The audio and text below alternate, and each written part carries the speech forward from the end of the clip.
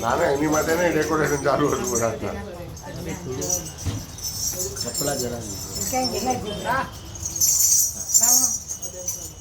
થોડી વગાડવાય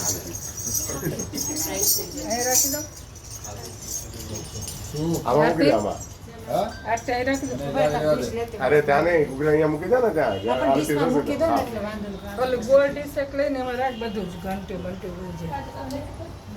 લાગે છે આમ બગાડે છો